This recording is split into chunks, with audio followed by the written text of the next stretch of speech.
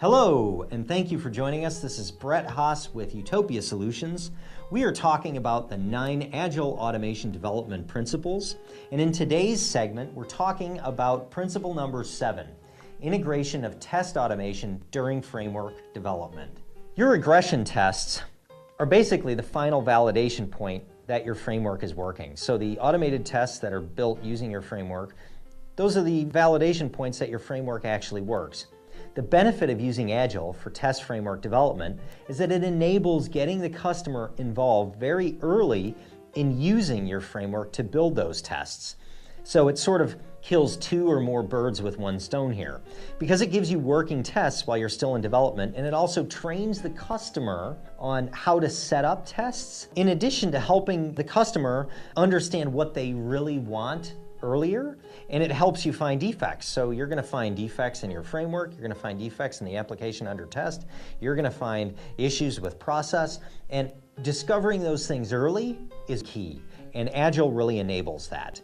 With that, I'll talk about kind of a great goal state you want to get to, which is this automation first goal state. And one of our clients that's really essentially achieved that level, and that's not to say that they don't have their issues or problems. They still have issues with automation, but they are at a mature state.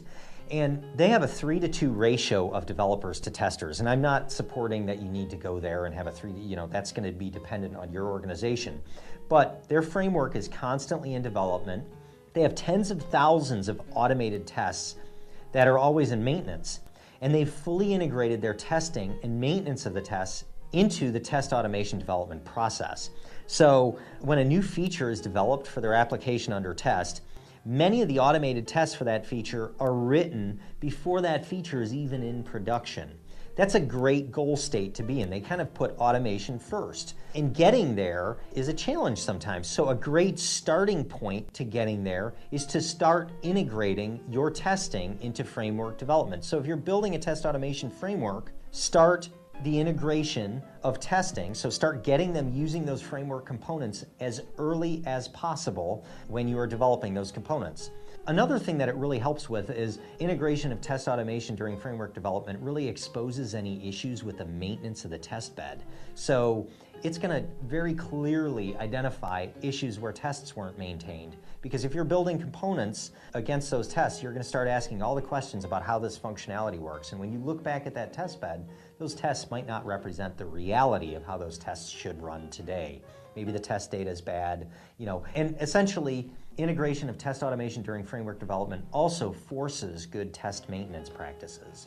So get your customer using test automation components while you're developing your framework as early as possible, because it's going to give you a number of benefits. Thank you for joining us today. Please join us next time when we talk about principle number 8, which is test data management. This is Brett Haase with Utopia Solutions. I look forward to seeing you next time.